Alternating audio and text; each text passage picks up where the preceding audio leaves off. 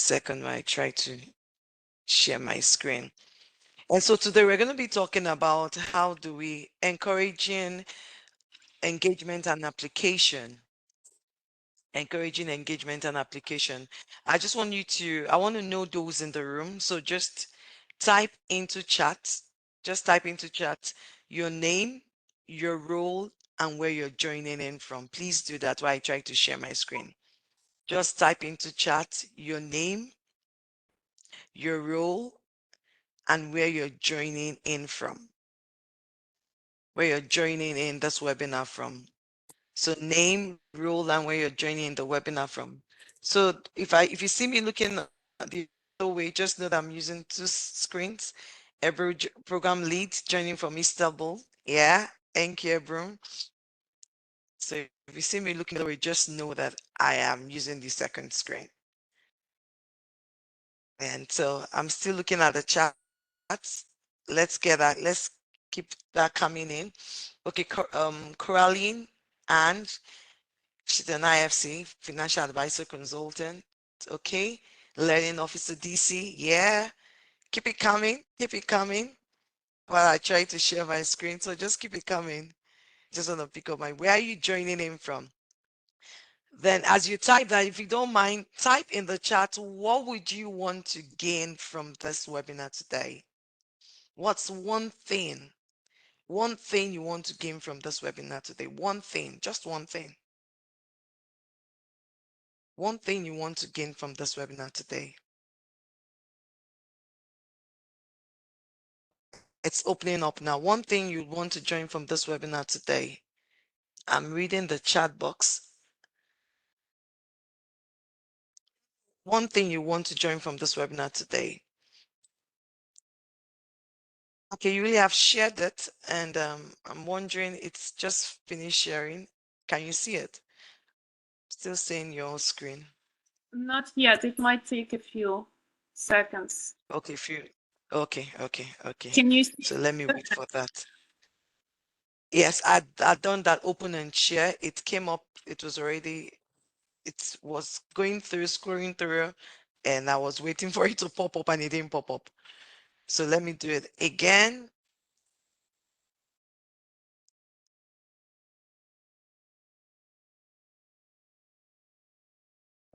Okay, so I see, let me read what we're having on.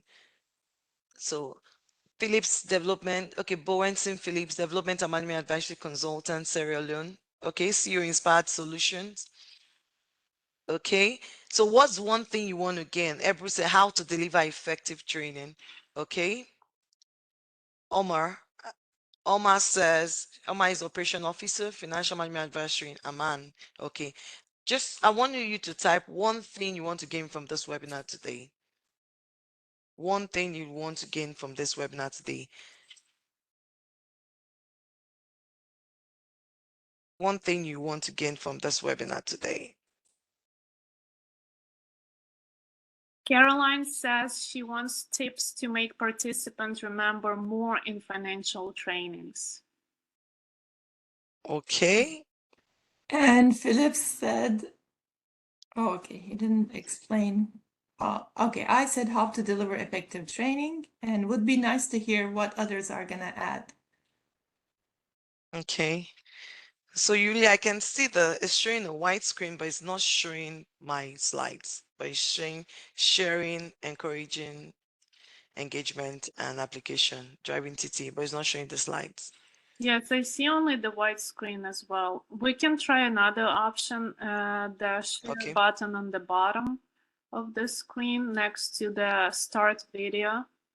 That way you can share the whole screen instead of uploading the presentation. So Philip said proven techniques to assure engagement and application across all platforms, even beyond fun. Okay. Let's keep it coming. But what some of the things I'm hearing, though we would see how to address that. However, some of the things I'm hearing are not what I'm supposed to cover today. However, let's see if we have time, if we'll be able to do that. If we'll be able to do that. Let's see if we'll be able to do that. Okay, I'm sharing my whole screen now.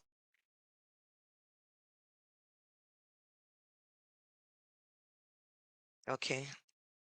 Yes, we can see it, but I'm putting on the slideshow. yep, perfect. It's coming up.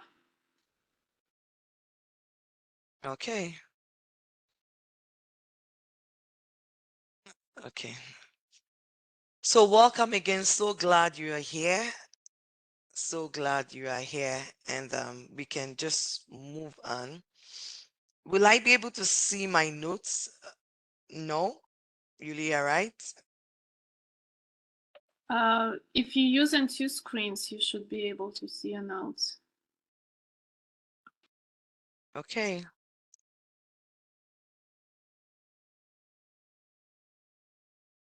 Okay, no, that wouldn't work. Okay, so let's stop that because it's showing my whole screen. Okay.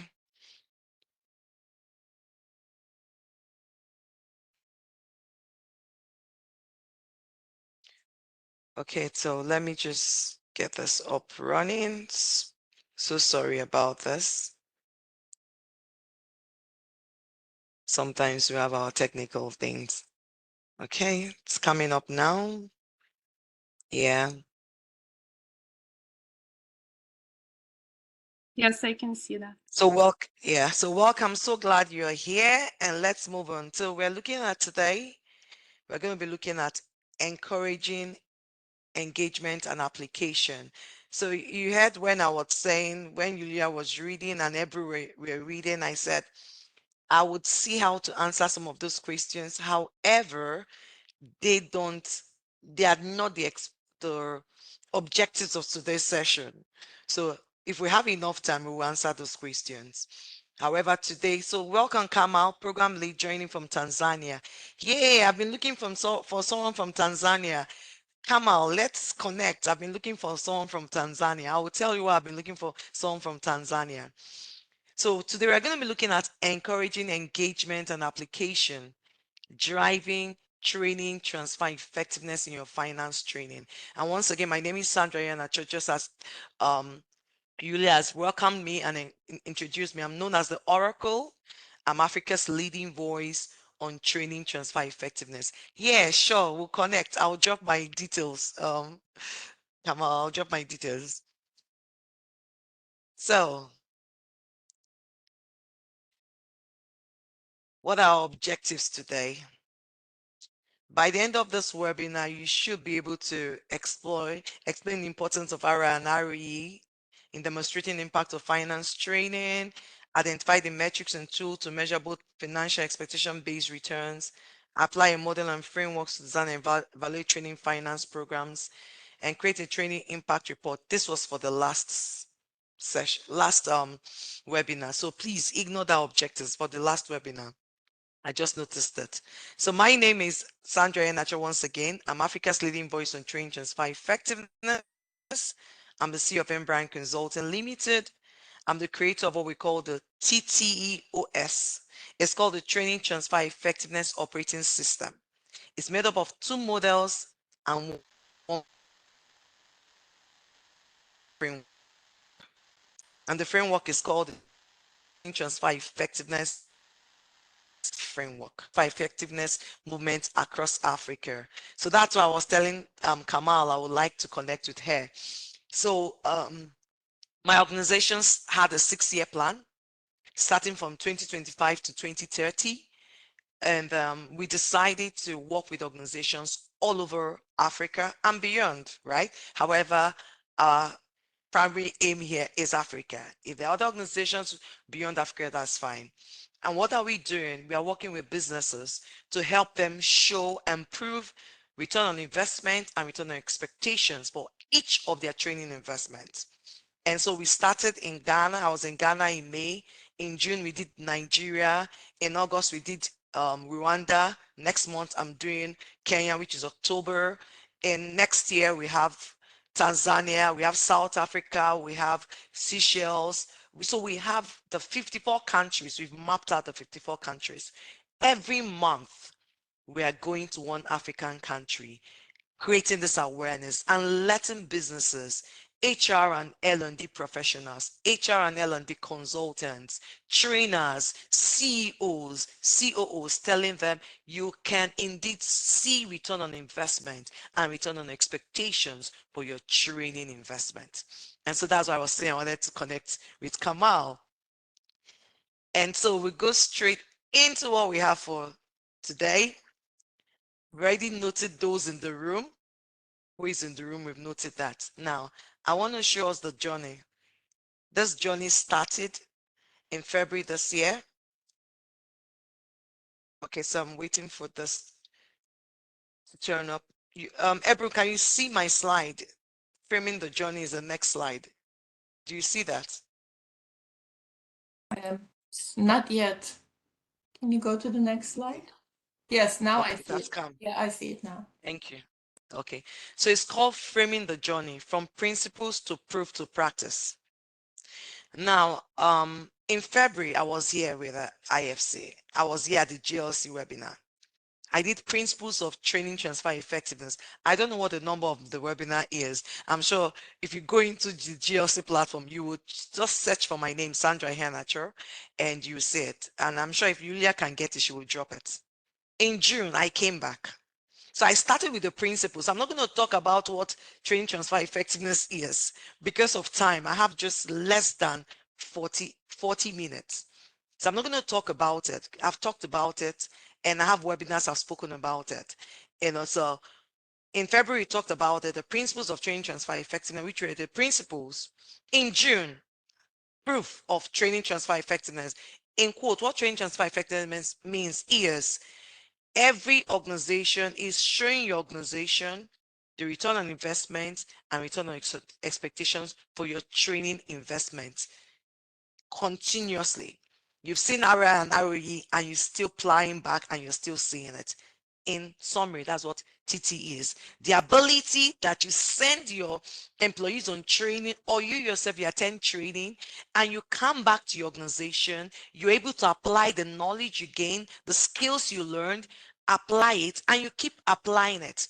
And there are structures in place for you to apply it because most people come back from training, there are no structures, no support, they cannot apply the knowledge or the skills they got from the training.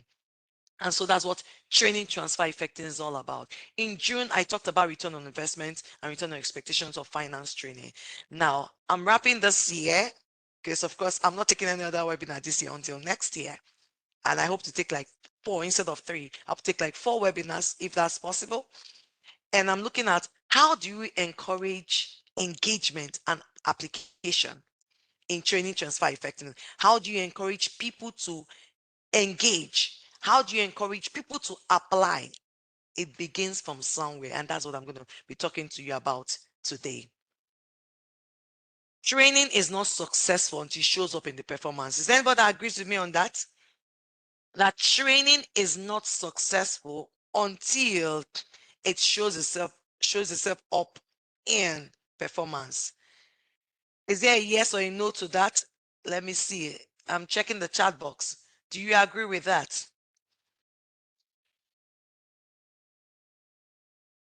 Yes, thank you. Yes, Omar says yes, thank you.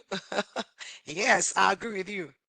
Yes, so Kamal says yes. So everyone is saying yes. You all agree with me. Great. Now let me ask again. However, is that what happens? How many training with from your experience? Let's be vulnerable here. Let's speak to it. Let's speak to the truth. Let's be vulnerable. From your experience, out of let's give it a measurement on a scale of 1 to 10, 1 being the lowest, 10 being the highest. What would you rate either the trainings you've gone to do for clients, if you're a trainer, or the trainings you as an HR L&D professional you have done in your organization that has shown up in performance and has shown up in returns and you're able to measure the returns? Let's see the numbers. How many people? Give me a number. 1 is lowest, 10 is highest, 5 average. Thank you, Kamal. Any other person? Because we need to be vulnerable here and call a spade a spade. Any other person? I see Kamal, 5. Thank you so much, Kamal. Oh, Philip says 4. Thank you so much, Philip. Oh, I love this people in this webinar. They are being vulnerable and being truthful. Not, I like that. That's a space we create. The IFC, that's a space we create in GLC. It's really hard to measure the training impact in the first place. Adele said, honestly, yes, I agree with you, Adele. Honestly, it is really difficult. However, there is a way to do it. I'm doing it. My clients are doing it. This is what I've been going around Africa talking about. It is difficult. However, it is possible. I like that you say it's difficult. Yes, but it is possible. Any other person? Okay, if there's no other person, just keep typing into chat and I'll come back to it. 70% of your training becomes crap because it not transform into performance because there are no returns. People go for training, they come back, happy sheets, people are happy, nothing happens, the needle doesn't move. That's a waste of resources. That's a waste of time. That's a waste of opportunity. And so we need to let it stop right?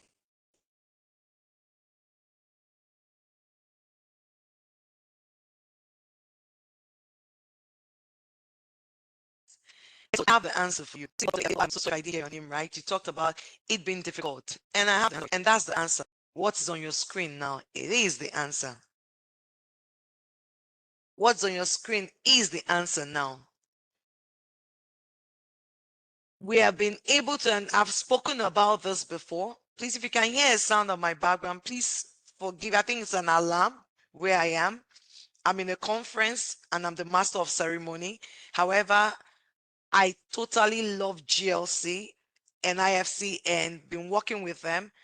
I came out of the conference. It's an L&D conference here in Lagos, Nigeria. I came out of the conference to have this webinar. So forgive me, I'm sure they will sort it out. It is. I hope it's not a fire alarm.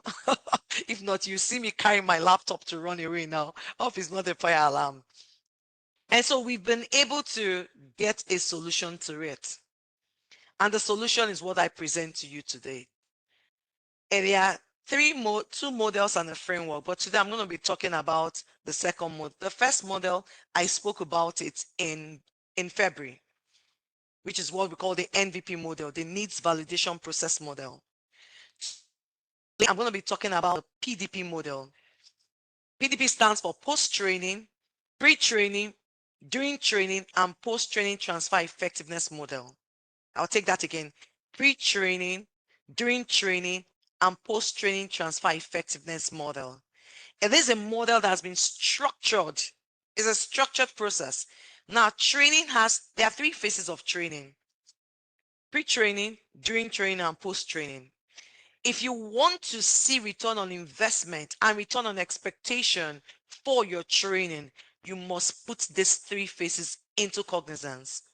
However, from my experience as a trainer, from my experience as a consultant, from my experience as an employee in my former life, now an employer, I have seen that most often organizations put all their resources on the second phase of training, which is called the during phase. They get good facilitators. They send people out to great business schools. I don't want to mention any business school. Sends them out to great business schools and tell them to do what? They go for training. And they come back after that and they are unable to show value of what they've learned.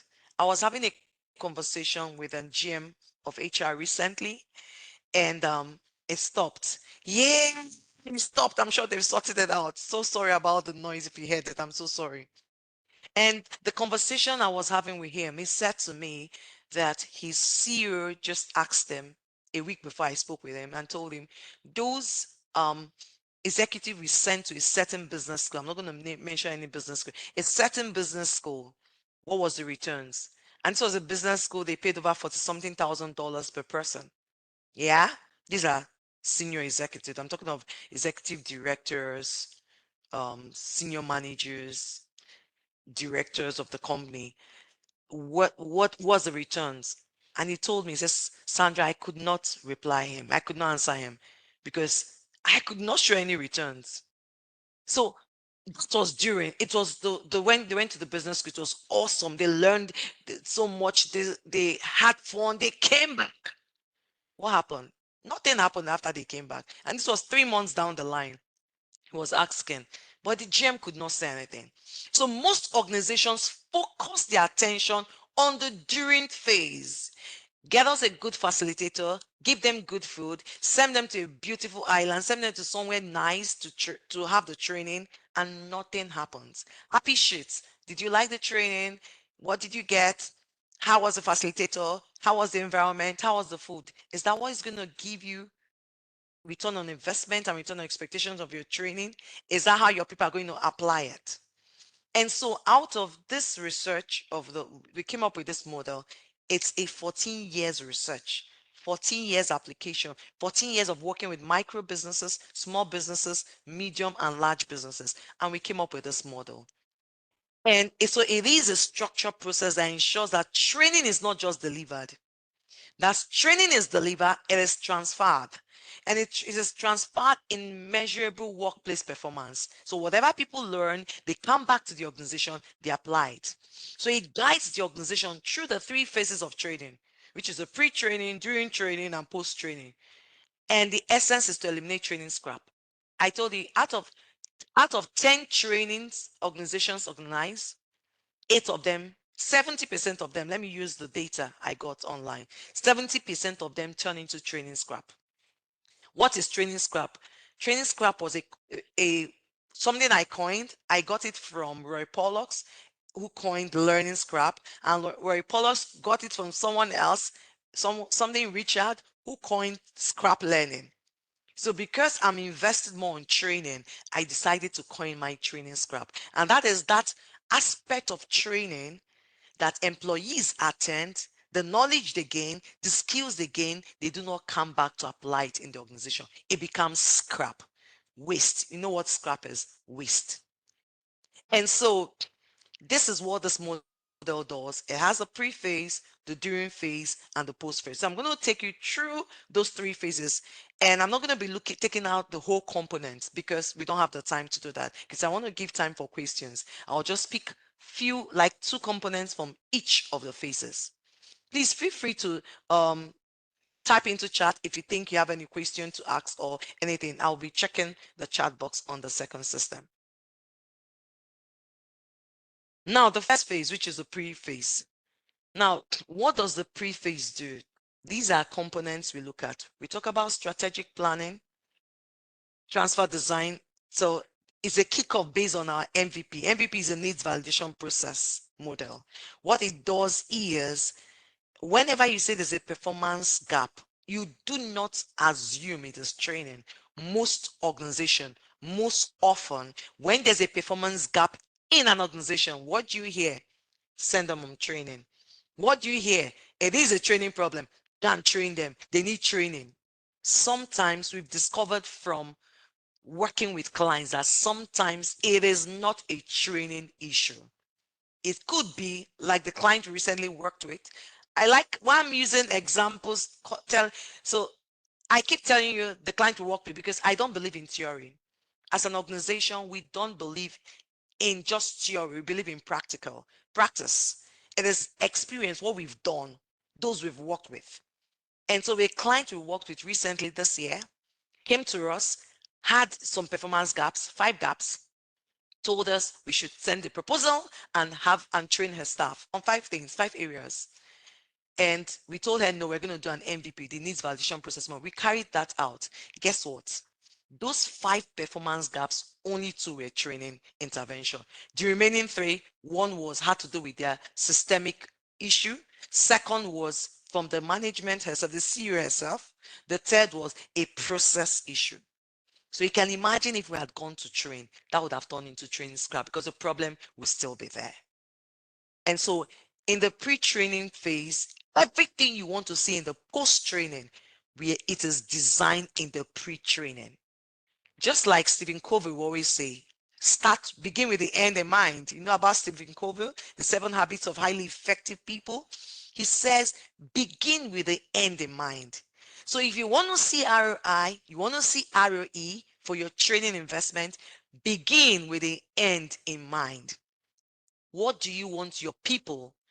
And now, when I'm talking about your people, I said that some are trainers. So if you're a trainer, what do you want the people you're training, the people you're working with, the clients you're working with, what do you want their people to be able to show after this training? Everything must be designed in the preface. Do not start any training without going through these phases, these components. This first, you design what do you want to see there. You look at what are their objectives. So there are various things you look at. So let me just pick two out of that, and let's look at the two. Stakeholder alignment. We're going to be taking stakeholder alignment and performance expectation setting. Now this is practical, very practical. An organization in 2025, these were their objectives that they shared with everyone in the organization. One of their objectives was they wanted to expand their markets share by 15%. Their second objective, they wanted to improve their customer satisfaction scores by 20%. Now, their third objective, they wanted to reduce operational costs by 10%. So this is the organizational objective. Now, we are dealing with the finance department. This is, now, please, even though the webinar says encouraging engagement and application, driving training transfer effectiveness in with your finance training, it doesn't apply only to finance training. It applies to every training. But this year, I said I wanted to focus on the finance because, of course, you know, IFC, we have a love for finance. So I wanted to focus on finance training. However, even though you're not a finance trainer and you're any other type of trainer, like I'm not a finance trainer, you can learn from this. Now, the finance department, based on the objectives of the organization, I hope you know when, as an organization, when the objectives are set at the beginning of the year, for organizations that set their objectives every year, they cascade to the different departments. Every department gets the objective from the organizational objectives. For organizations that have like a 3-year plan, 5-year plan, what they do is every year they have agreed what every year will be. Year 1, year 2, year 3, year 4, year 5. For those that have 5-year plan. For those that have 3-year plan, year 1, year 2, year 3. Now, the finance department says based on the organizational objective, this is what they're going to do. They say they want to shorten monthly closing cycle by 3 days. They want to reduce the financial reporting errors by 25%. And they want to strengthen compliance with IFRS standard. These were the departmental objectives based on the organizational objective. And guess what? What the finance manager now sent to HR and L&D, the training they wanted at this time we're having this conversation. They wanted to send their staff, they asked for an implant for their staff on advanced Excel for finance professionals. Now, is there anything wrong with now, Yulia or Airbroom, is it possible for people to unmute? Now I want to hear them because it's going to take them time to type. Is it possible for people to they can raise up their hands and they unmute? Let's hear them speak. I want someone to speak to address to this. Yeah, please. So is Do you anybody want that to wants to go for mute it? or unmute? I want them to unmute. Yes. Anybody that wants to speak can unmute, please. Okay. And address this. Is there anything wrong with this? This is the organizational objective. This was what finance department objectives from at the beginning of the year. This was what they chose. Now they reached out to HR and L&D and said they want to send their finance. They want an implant in the organization for their finance professionals on advanced Excel. Is anybody that wants to speak to this? So the panelists are unmuted now. Thank you so much. Who wants to speak to this? Is there anybody that wants to speak to this? Anybody that wants to try? Oh, please, someone should try. Try. Just try. I would like to hear your voice. And for those that feel they cannot use you don't want to speak, do you want to type into chat? Is there anybody that want to use this or type into chat? Okay, I see Yes, please. Okay, Phillips wants to speak. Awesome. Phillips, so let's hear you, Phillips. Go ahead. Thank you.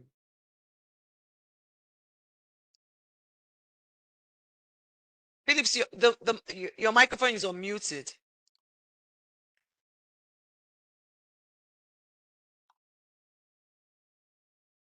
Okay, I can. Ebru, can you hear Phillips? I can't hear him.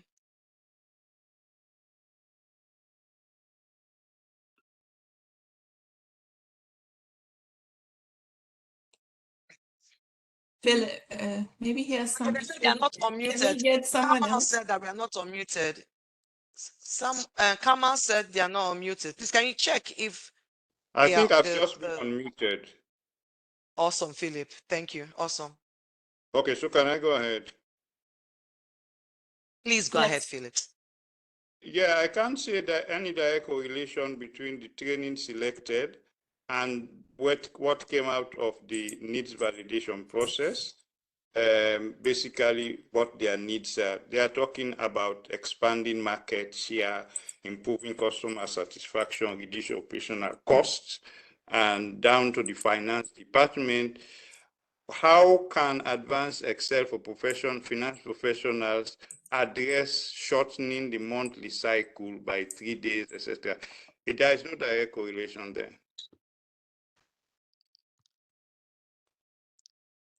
So there's no, so it's, you feel that they shouldn't be asking for this training, but they are finance professionals, so they should, the training is good for them, isn't it?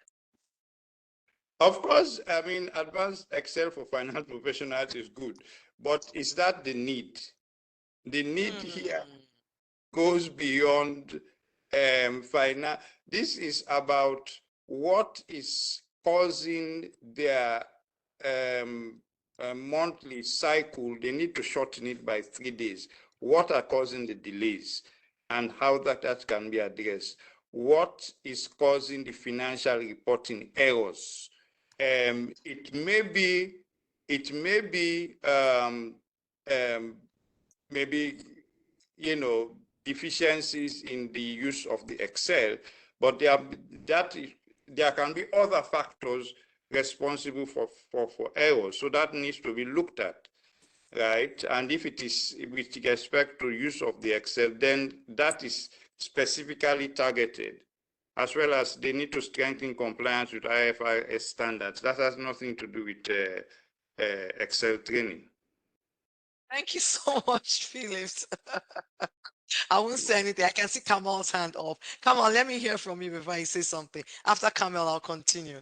Let's hear from you. Go ahead.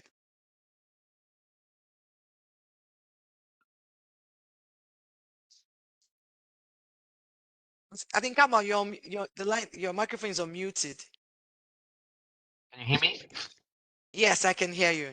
Okay, so thank you for the opportunity. So, and of course, offline, we can get in touch if you need any help in Tanzania, happy to help.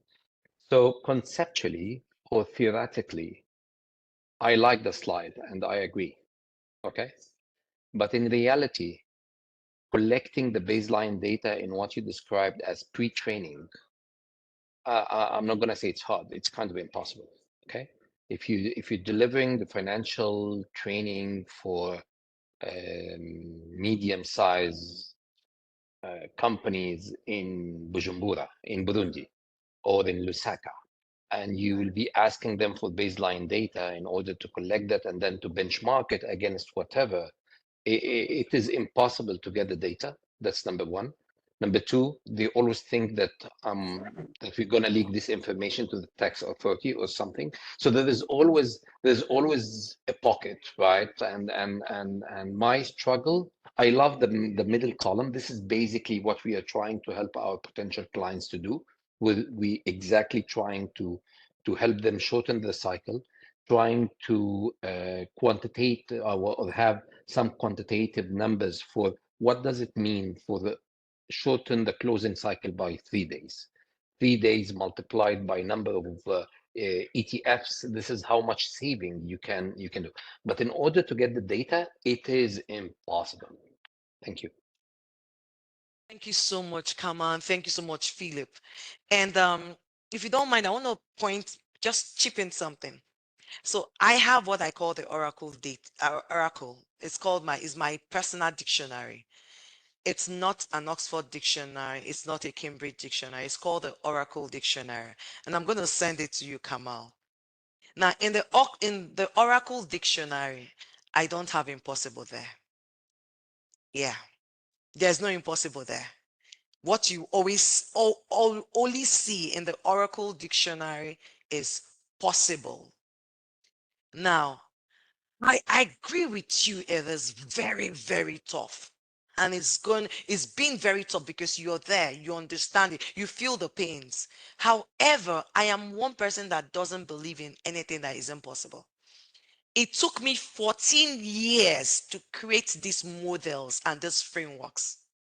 I said 14 years, not 14 days, not for let's start, not 14 seconds, not 14 minutes, not 14 hours, not 14 days, not 14 weeks, not 14 months. I said 14 years. I didn't give up. I kept trying, kept pushing, kept pushing, kept pushing. Kamal said, I do not have 14 years to deliver.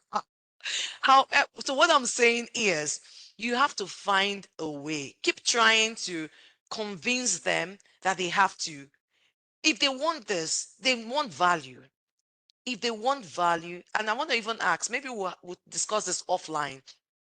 There are two ways. One, are you a professional, finance professional in an organization as an employee, or are you a training company that trains organizations? So with that, I will now know what to say to you. There are two different things. So let me start. If you are a finance professional, I would say do the much you can in the organization. One day you get to the organization that will appreciate you for the value you want to add, especially if you must show value. If you're a trainer, a training company, I don't work with organizations that don't allow me to show value.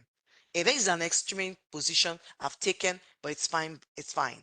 So depending on that, those are the two things I'll say. So Phillips and Kamal has just said that this is misaligned. It's really misaligned. It's very good. Having advanced Excel for finance professional is a very good training. It's a very good one. However, is that the need now? How can the advanced training solve what they're asking for? They already had issues with, they had to shorten their monthly cycle. Their monthly cycle, they were using, instead of sending out their report within 12 days, 12 days, and they're like, no, 12 days is too much. It's making the management not unable to take decisions because they are waiting for the finance department. They're waiting for finance department and decisions they need to take, strategic decisions that would help them to expand or even improve their customer satisfaction score. They are unable to do it. Why? Because finance department is delaying. And I don't want to take this one by one. So these were the things. And so this training selected was misaligned. But that's what happens in organizations. We feel maybe someone sends you a proposal, maybe a friend or a brother or someone you know sends you a proposal of a very beautiful training. You send your people there. You ask someone to come and do implants, or the organization, a good to have. Excel, advanced Excel is a good to have. However, it's not a need to have now. So you need to ensure that whatever training you want to see ROI, you want to see ROE, then ensure that your training aligns with your organizational objectives. Ensure that the training aligns with the departmental objectives. If not, you would not see ROI, you would not see ROE. That's what it is. Okay, I think I tried to explain, it's coming up. I tried to explain what this is. So when you talk about expanding market, so this was what they were saying. So in shortening the monthly closing cycle by 3 days, said when their finance closes faster, this was what I just said, leadership gets timely reports to make quick market decisions, helping the company capture more market share. By when they talked about, I want our customer satisfaction scores to be improved by 20%, thereby reducing reporting errors, accurate building builds trust with both customers and investors. With that, they are able to trust you and do more. Fewer finance errors. When you have lesser finance errors. What does it mean? It talks about credibility. Customers would be ready to invest their resources in the organization. And you will now use the resources you're supposed to be using for that advanced professional training. Invest it in resources to help your customers to improve their experience. Channel the resources to somewhere else than using it for something that is not needed. Reducing operational cost by 10% helps strengthen compliance with IFRS standard. Of course, we all know for those that are in finance, my first degree was in my former ward, I was an accountant. My first degree was accounting. So strong compliance with the IFRS standard, you will avoid penalty. I know of organizations, because they are not following the standard, they are hitting them with penalty every month. And that is cost to your business because you can avoid that penalty. You can avoid that fine. So why allow such to keep happening when you can avoid it? So stakeholder alignment is very, very key. And the next thing we're going to be looking at the pre, and I'm going to be faster, and I'm looking at my time, already running out of time. Performance expectation. So this was after it had aligned. So this was what they came up with, what success looked like. So after the HR and L&D had attended this GLC webinar, they were well informed, had the knowledge, and they had discussion with the finance manager. And during the discussion, they were able to discover that what the finance manager needed was a financial reporting accuracy training, not an advanced Excel training. And so there must be conversations. ROI begins with conversations. You must have conversations with the stakeholders. You must have conversations with the training sponsors. You must have conversations with the trainees. And so after they agreed that they wanted a financial reporting accuracy training, now you must define your expectation. I talked about that in June. I was able to give the difference between ROI and ROE. So I'm not going to talk about it now.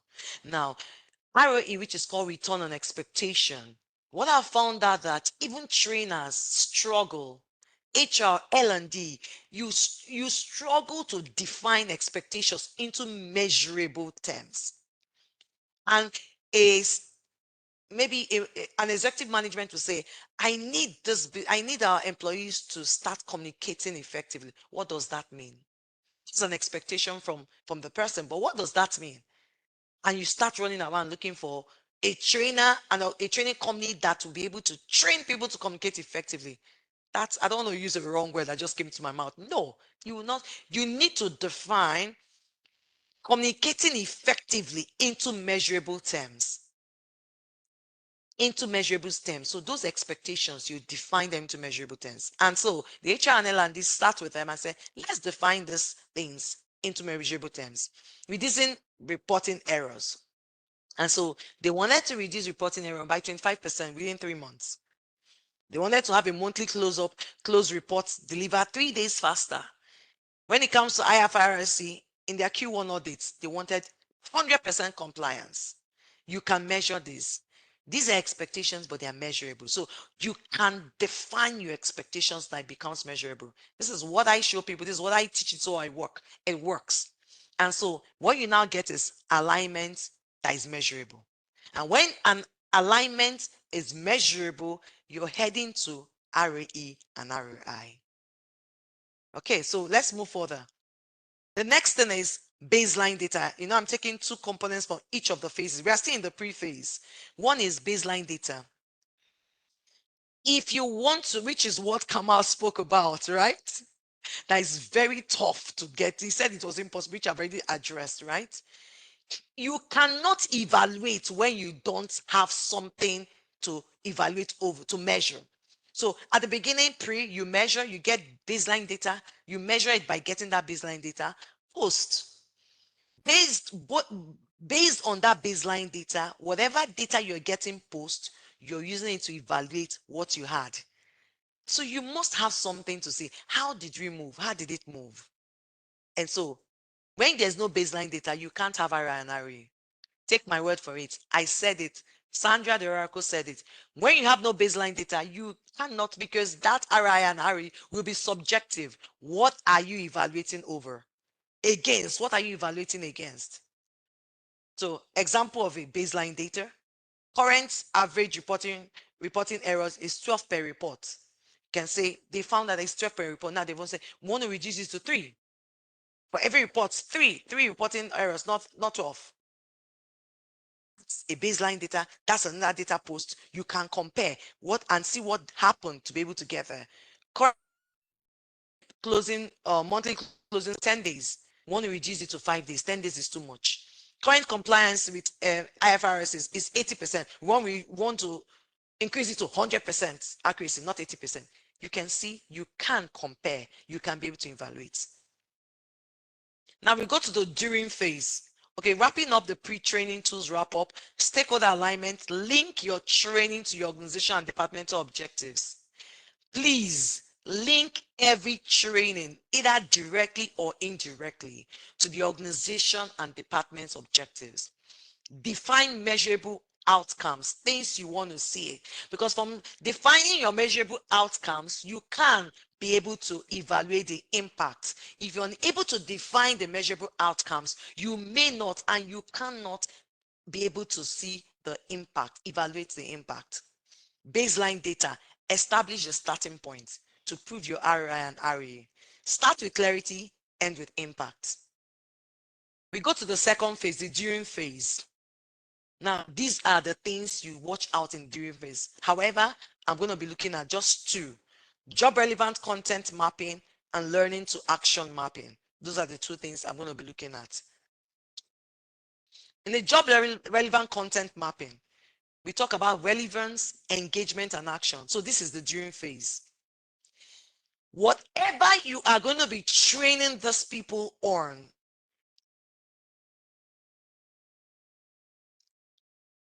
okay, I think I'm seeing something better, yes. Okay, I was seeing something different on the screen, but I've seen the right thing now. Okay. Whatever you're going to be training the people, it must be relevant to the job they are doing. It must be engaging, it must be in line with what they are doing, and they engage in that. Thirdly, there must be an action plan out of it. If it's not job relevant, it won't transfer. If it's not job relevant, it won't transfer. Take note of that. So I gave an example again. Use real audit reports. So if you want to train people on the compliance standard, use the real IFRS compliance examples to train them on. Use real fraud cases. Use real audit reports. Whatever you're using, use something that is real, that is going to be talking down, drilling down to the work they are doing. Do not use generic case studies. There was a client we also worked with.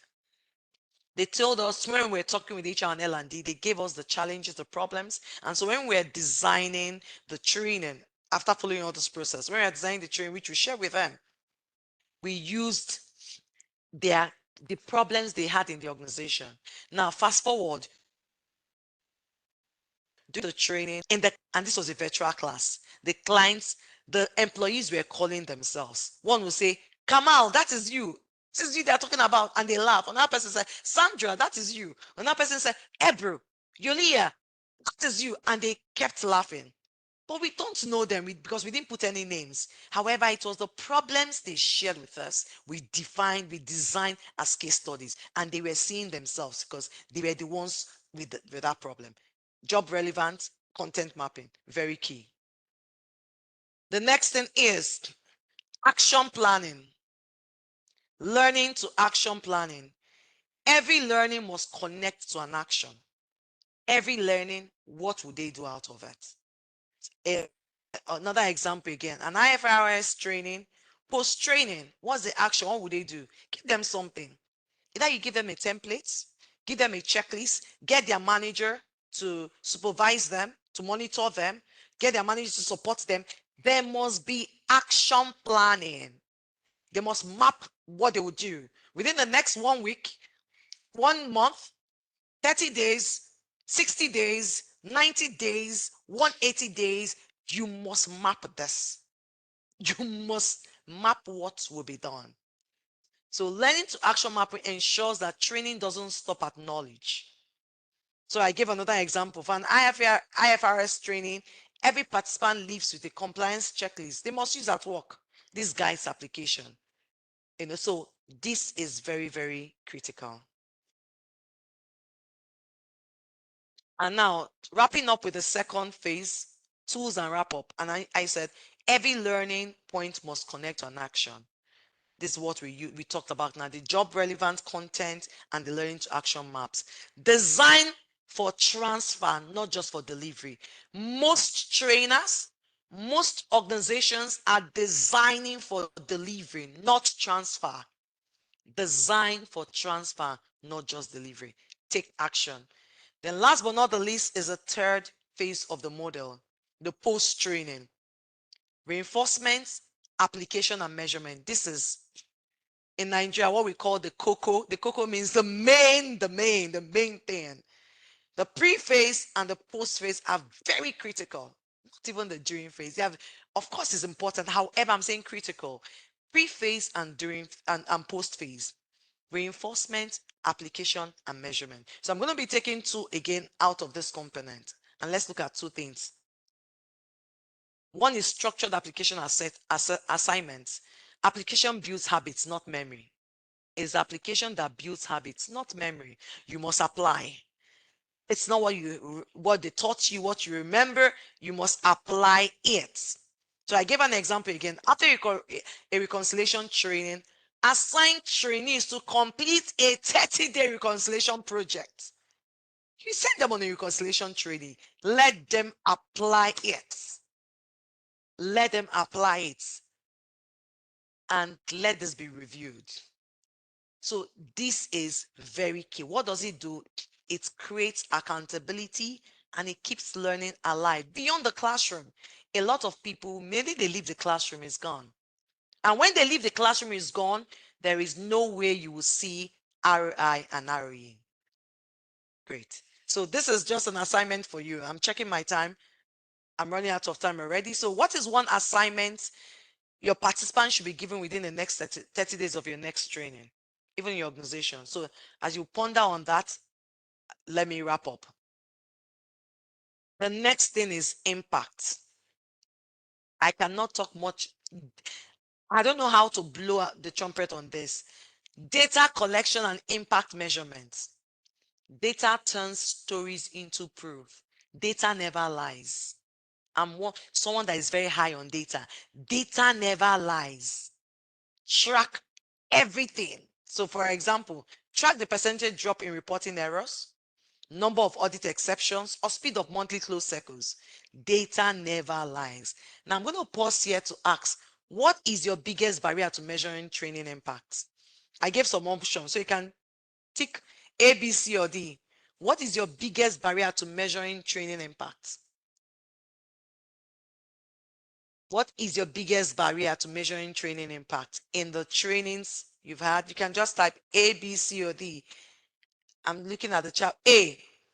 Kamal says A. No baseline. Kamal, I already know without you typing. I already know what your biggest gap is without you saying anything with the discussion with the what you shared with us. Any other person, what is your biggest barrier to measuring training impact? Okay, while we allow people to type into the chat,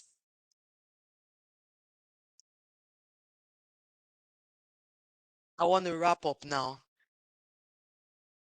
From pre-training to during training to post-training, that is how you are going to make training stick. Oh, Philip says C. Thank you so much, Philip. That is how you will make training stick. You want training to stick, you want it to show ROI, you want to show your ROE, you must take note of these three phases: pre-training, during training, and post-training. Quote me anywhere. That is the only way you will see ROI and ROE for every of your training investments. And these were things we've just looked at. Training transfer effectiveness is equals to clarity before the training, relevance during the training, what you're giving them, and reinforcement after. Take note of that. CRR. There must be clarity. Everybody, even there, a lot of employees go for training. They don't know why they are there. Some have said, I really don't know why I was sent on this training. Really, I don't. So I'm like, I don't understand. So for you to get RA and RA, there must be clarity before training, relevance during training, reinforcement after training. Training gets respect when it gets results. Training gets respect when it gets results. I'm waiting for this to turn. I think my other, I don't know if you can see my screen. My other screen is lagging. Okay, it's coming up now. Training gets respect when it gets results. So stop focusing on the event. Start designing for the evidence. Ebru, can you see what I'm speaking to? On my other screen, I'm not seeing it. Can you see what I'm speaking to? Yes, I can see it. It's your slide is saying is showing up. Yes. Okay, thank you so much. So stop focusing on the event. Start designing for the evidence. Stop focusing on the event. Start designing for the evidence. Now, what is your key takeaways? Let me pause here and take key takeaways. Or let me allow you to think about it. We'll come back to the what's your key takeaways? I want to just make sure I'm done. Then you're going to share what's your key takeaways. As you're thinking about that, I just want to encourage, welcome us. So every Thursday, I have a weekly webinar. I started it in January this year, and I've been doing it for the past 8 months. And everything I'm talking about that is helping organizations to show return on investment and return on expectation for their training investment every Thursday for the last 8 months. I have my YouTube channels, videos are recorded there. You can go and watch it. So practical strategies on how to train transfer effectiveness. Subscribe and learn more. Go to our YouTube channel, Brand Consulting YouTube channel. Just take note of the name. Just go to click on it and you see we have over 28 videos all on And showing Sandra, return on I just want to investment and also return on mention expectation. that I just shared a link in chat for everyone Okay. for their survey, for their feedback. If they can fill that, that will be excellent. Beautiful. Please do fill your feedback. And last but not the least, I want to also encourage you to a mastermind program, a program I'm running for trainers, HR, heads of HR and heads of L&D. If you're interested, it's a 14-week program that would help you show return on investment and return on expectation. It's hands-on, it's outcome driven. You learn the models, you learn the framework. We have limited seats, high impact, it's transformational. That's my email, that's my LinkedIn.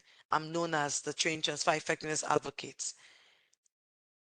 And on this note, I said training only pays when learning becomes doing and doing delivers impact. I'll take that again.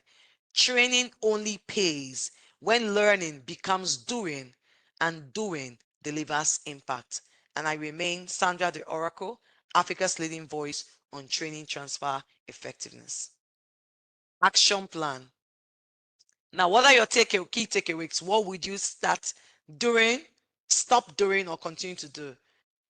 If you don't mind, Ebrum, can you help me to unmute the participants in case they want to speak? While I wait for you, I see something in the chat box.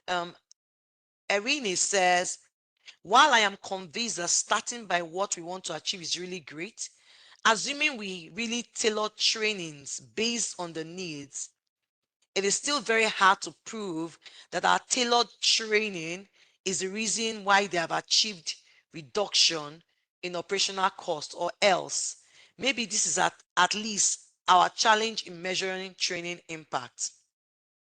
If it's okay with you, would you like to unmute? Because I have questions for you. If you want to unmute, I have questions for you. Because what I'm hearing you say is that you have tailored training. So I want to ask, based on the needs, whose needs? Are you working in an organization as a professional, training professional, or HR, L&D professional, or you're a training company who works with clients? That would make me know the question I want to ask you. Okay, so WebEx is not allowing you to unmute. Okay, Ebron, can you please unmute the mic for them? Is it possible, It is please? unmuted, yes. Thank you so Sandra, much. who would you like to unmute? Okay, Erini Adele, she asked the question. Erini Adele. Okay, Rini, you are on mute. Thank you. Mhm. So, Erini, do you want to answer? Yes, I can hear you loud and clear. That's awesome. Yeah, so I shared my comment during the training, and it's basically our main challenge is usually with measuring the training impact. So we really want the training to stick, but in order to prove that it did have an impact or it did stick, let's assume that yes, the operational cost has decreased, the compliance errors are less, but how can we prove that it's less? Like, how can we relate that this reduction Beautiful. is directly linked to the training that we have provided? Beautiful. Now, let me ask you, do not unmute yet. We are going to have this conversation. This is real now. Are you an employee in your organization or you work for clients?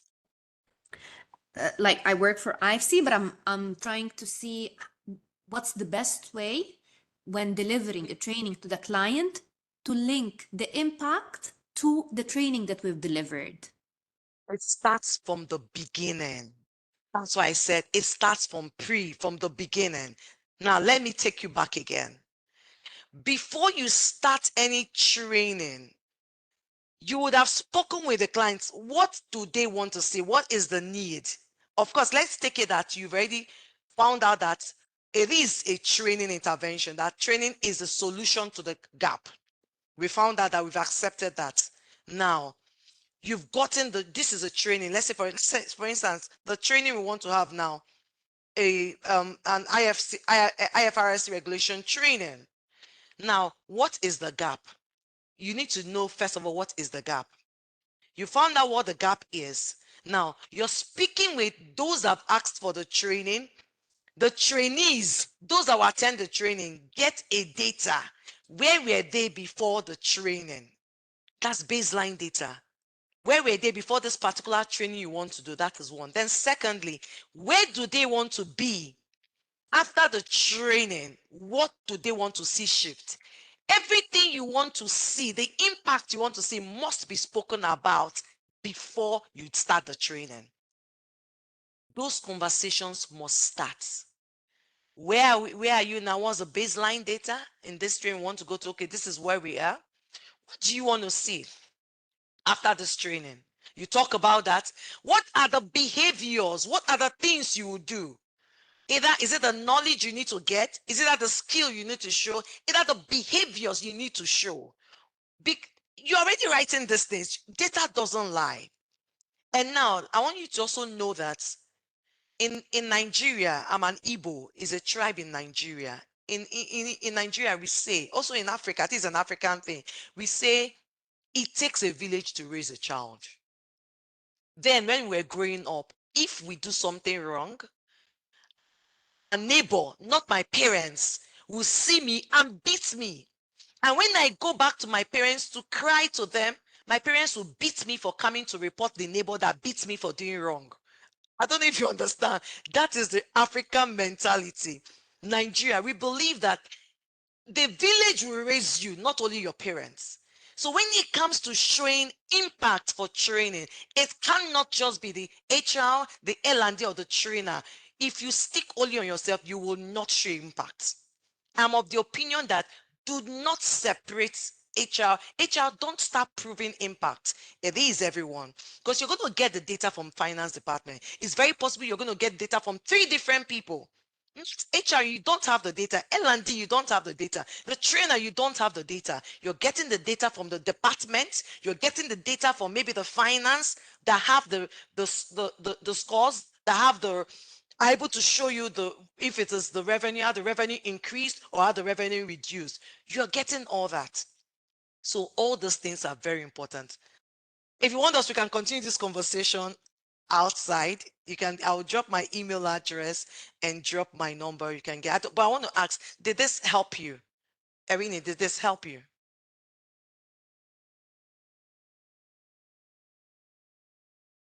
Okay, yes, it did. Thank you so much. Thank you. Okay, what will be your next line of action? We are wrapping up already. What will be your next line of action? what would be your next line of action? What would be your next line of action? One thing I would make sure that I would understand the company goals and that I will make my training serve those company goals. Thank you, Sandra. It was very helpful. Thank you so much, Ebru. That's wonderful. Wonderful. Anyone else who want to add?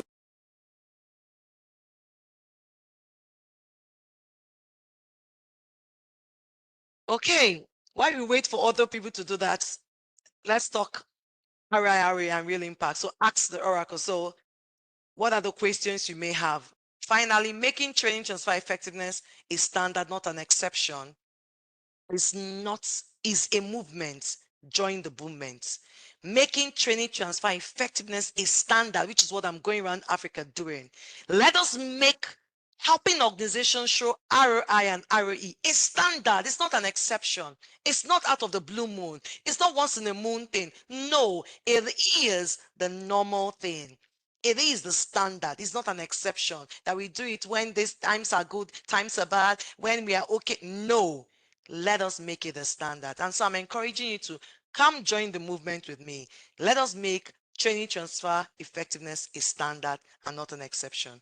Thank you very much, everyone. You're welcome, Irene. I see somebody dropped a message on the chat box. Okay, Coraline said, I wanted to ask how to link the change to this training. Okay, do you want to of Coraline? Do you want to unmute the microphone of Coraline? She's asking a question. So I think let me stop sharing. So stay connected. Let us transform training across Africa, one program at a time. So, and this is my details. You can connect with me on LinkedIn. That's my email address. And I'm more active on LinkedIn. That's my mobile number. That's my email address. So you can connect with me. So I will stop sharing now. Caroline can speak if she's unmuted, if she wishes to speak. Okay. Yes, can you hear me? Caroline, do you want to? Yes, I can hear you now. Thank you very much. Okay, thank you. I just wanted to ask a question linked to Erine's one. It was like when so imagine we prepared all of the thing to analyze the impact, but how can we link the change precisely to this training? It's really hard when you're like dealing with some clients and you're not in the company to use these metrics to say that, okay, that's enhanced, linked to your training, but not to anything else. Now, the gold there is ensure you have somebody inside that company that buys and understands what you're talking about. If you don't, you cannot do anything. Okay. You're not an in-person.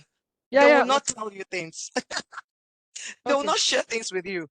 Get somebody on your side understands what you're saying, that buys it, and the person will talk for you and help you. Okay. Okay. Yulia, over to you. If there's no other question, I'm good.